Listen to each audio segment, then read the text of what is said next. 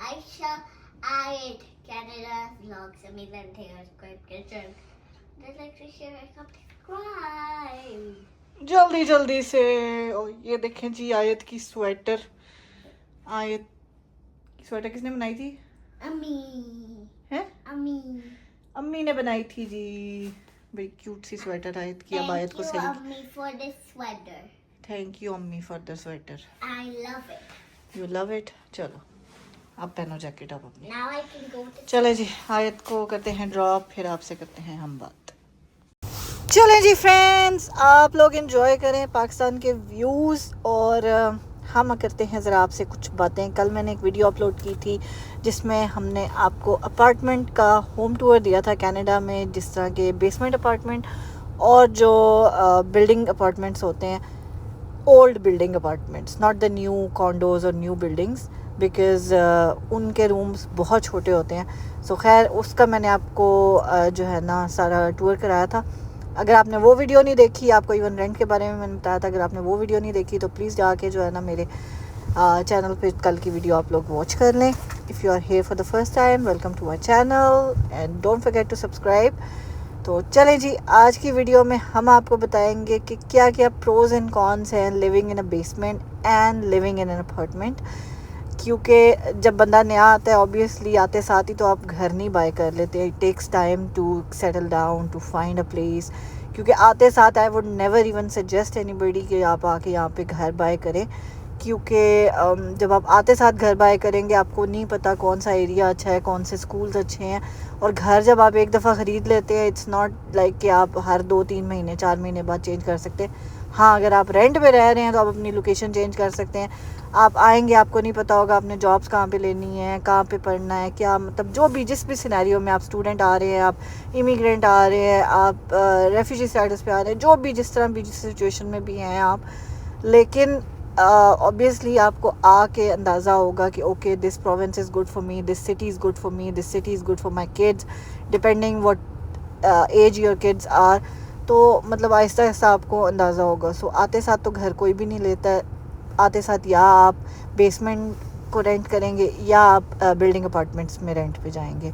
सो basement भी आपको maximum 2 bedroom 3 bedroom 2+10 मिल जाती हैं, और बिल्डिंग अपार्टमेंट्स में आपको 1 बेडरूम भी मिलता है, आपको 2 बेडरूम भी मिलता है, आपको 3 बेडरूम भी मिलता है, आपको 1+10 भी मिल जाता है, 2+10 भी मिल जाता है। सो den एरिया क्या होता है कि it's not a closed room most of the time, लेकिन it's an open room where you can even put your bed, you can make it an of home office, जिस तरह भी आपने जो भी करना है उसका। सो खैर प्रोज एंड कॉन्स मैं बता रही थी आपको बेसमेंट में रहने के और बिल्डिंग अपार्टमेंट्स में रहने के। बेसमेंट में ये होता है कि एज सच प्राइवेसी नहीं होती है, टू बी ऑनेस्ट, क्योंकि घरों में यहाँ पे घर ऐसे हैं कि जिनकी जो सीलिंग्स हैं, जो सारी चीज़ें हैं ना, वो इतनी मतलब ऑब्वियसली लकड़ी की बनी होती हैं, तो आपकी आवाज़ें जो है, क्योंकि वेंट्स भी होते हैं, आपकी आवाज़ें ऊपर जाती हैं, like there is no privacy to be honest. लेकिन it is good in some cases कि एटलीस्ट आप किसी के घर में रह रहे हैं। अगर आप जैसे मैं सिंगल पेरेंट हूँ तो मैं शुरू में बेसमेंट्स में ही रही हूँ, तो ये होता है कि चलो खुदा न खास्ता कोई प्रॉब्लम हो गया, कोई इशू हो गया, आपने ऊपर वालों को फ़ोन कर लिया, चाहे वो ओनर्स हैं, चाहे वो और अदर टेनेंट्स हों, लेकिन मतलब obviously they can help you out if in case of need. Otherwise there is no privacy. That's the con of living in a basement. Plus आपकी गाड़ी हमेशा मोस्टली आउटसाइड पार्क होएगी। तो सर्दियों में जिस तरह आप स्नो का मौसम है, हर चीज़ है, तो सर्दियों में आपको स्नो भी अपनी गाड़ी से साफ़ करनी है। Most of the cases tenants से ये एक्सपेक्ट नहीं किया जाता कि आपने स्नो क्लीन करनी है लाइक ड्राइवे से, इन केस अगर वहाँ पे ओनर रह रहे हों उस घर में, क्योंकि वो फिर ओनर की रिस्पॉन्सिबिलिटी होती है, because it's a very huge responsibility. खुदा न खास्ता आपकी स्नो की वजह से कोई साइड वॉक पे गिर जाए तो वो ओनर को सू भी कर सकते हैं। सो इस वजह से ये ओनर की रिस्पॉन्सिबिलिटी। लेकिन जिन घरों में टेनेंट्स रहते हैं ना, जैसे जब मैं अपनी लास्ट बेसमेंट ढूंढ रही थी तो मैंने एक घर देखा था, तो उसमें ऊपर नीचे दोनों जगह पे टेनेंट्स ही थे। सो फिर ये टेनेंट की रिस्पॉन्सिबिलिटी होती है कि उन्होंने अपनी साइड का ड्राइवे, अपनी साइड का जो वॉकवे है, सारा वो आपने ख़ुद स्नो उठानी है, ख़ुद क्लीन करना है। ओनर की कोई रिस्पॉन्सिबिलिटी नहीं रहेगी, बिकॉज ऑब्वियसली अगर वो दूसरी सिटी में है या कुछ भी है तो फिर वो उस तरह से उस चीज़ की टेक केयर नहीं कर सकता।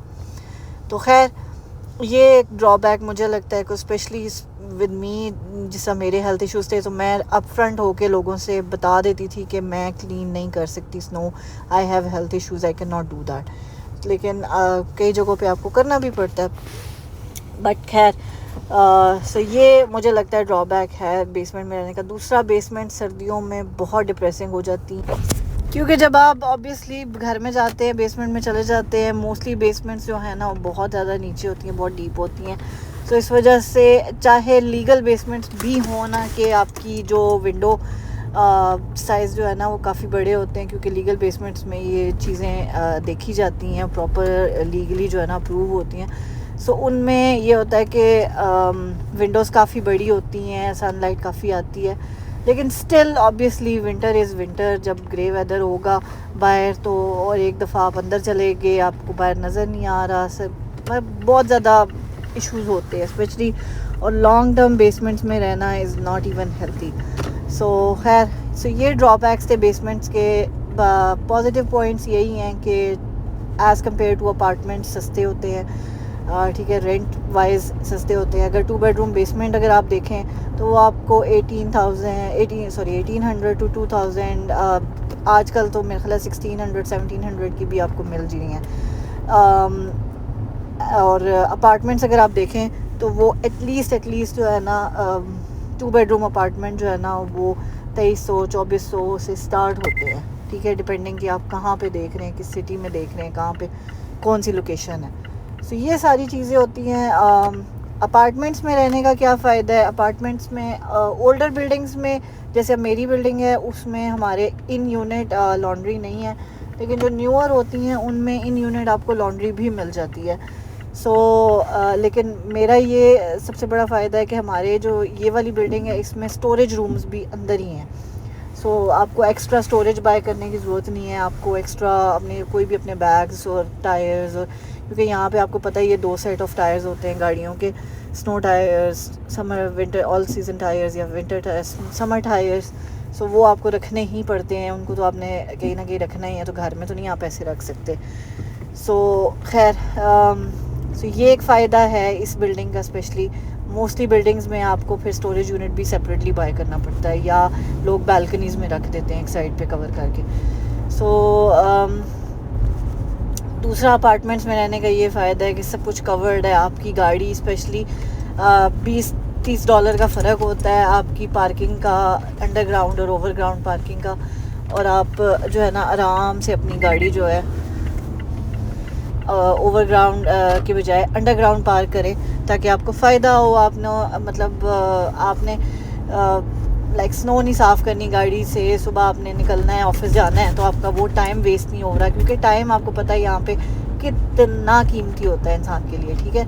वो सारी चीज़ें जो है ना आपकी बहुत हद तक। फिर अपार्टमेंट्स में रहने का सबसे बड़ा फ़ायदा ये है कि आपके नोन में बहुत सारे लोग होते हैं, एक ही आप एलिवेटर यूज़ कर रहे हैं, मोस्टली आपको लोग स्पेशली बच्चों के स्कूल के टाइम पे, पिक एंड ड्रॉप के टाइम पे आपकी काफ़ी फ्रेंड्स वगैरह बन जाते हैं, काफ़ी आपको जो है ना हेल्प आउट भी हो जाती है सिचुएशंस में, और मतलब एक सर्कल सा आपका बन जाता है। स्पेशली अब यहाँ पे इन मुल्कों में आपको पता ही है कि किसी के पास इतना टाइम नहीं होता, लेकिन अगर आप एक ही बिल्डिंग में रह रहे हैं, बाहर बेशक स्नो हो रही है, आपने कौन सा गाड़ी निकालनी है, किसी के घर जाना है, आपने अपने घर के अंदर ही मतलब एलिवेटर लेनी है, दूसरे के अपार्टमेंट में चले जाना है, लाइक थोड़ी देर चलो बंदा गपशप मार देता है। ये सारी चीज़ें ये अपार्टमेंट में रहने का फ़ायदा है। फिर लाइक कॉमन एरियाज़ होते हैं, मैनेजमेंट है, आपको स्नो क्लीन करने की टेंशन नहीं है, आपने कोई स्नो नहीं क्लीन करनी, सारा काम मैनेजमेंट ने करना है। ये सारी चीज़ें जो है ना ये फ़ायदे हैं। बाकी इसके अलावा भी अगर आपको कोई क्वेश्चन, कोई चीज़ पूछनी हो इससे रिलेटेड, या मतलब बाकी घरों से रिलेटेड, ऑब्वियसली मैंने जैसे कहा ना कि जो न्यू इमिग्रेंट्स हैं उनका आते साथ तो उन्होंने घर नहीं ख़रीदना होता ना, या आप बेसमेंट में रहेंगे या आप अपार्टमेंट में रहेंगे। आई होप जी आज की वीडियो से आप लोगों को कुछ थोड़ा सा फ़ायदा हुआ हो। मेरा तो यही है कंसर्न कि मेरी वीडियो से किसी ना किसी को कोई ना कोई इन्फॉर्मेशन मिले। इट्स नॉट जस्ट कि मैं प्रैंक्स कर लूँ, मैं बाकी जो है ना उन चीज़ों की, जो I know I am not reaching the target audience I want to, but at least I'm making a difference in somebody's life. That makes me important. और जो लोग मुझे इंस्टा पे रीच आउट करते हैं, जो लोग कमेंट करते हैं, उनका बहुत बहुत बहुत शुक्रिया. और रियली आप लोगों के कमेंट्स जो है ना पढ़ के बहुत अच्छा लगता है. Thank you so much. So I hope आज का व्लॉग आपको अच्छा लगा होगा, इन्फॉर्मेटिव लगा होगा. चलें जी, अगर आज का व्लॉग आपको अच्छा लगा, इन्फॉर्मेटिव लगा है, तो मुझे रात को ज़रूर अपनी दुआ में याद रखिएगा. अपने प्यारों का बहुत ख्याल रखिएगा. मिलते हैं आपसे अपने नेक्स्ट व्लॉग में. Till then take care. अल्लाह हाफिज़. खुश रहें, खुशियाँ बांटें, हंसते मुस्कुराते रहें. कोई और इन्फॉर्मेशन आपको चाहिए हो तो प्लीज़ ज़रूर रीच आउट कीजिएगा. इस बिल्डिंग के बारे में कोई इन्फॉर्मेशन चाहिए तो प्लीज़ इंस्टा पे कांटेक्ट करें, बिकॉज़ मैं यहाँ पे सारी डिटेल्स नहीं दे सकती. Take care.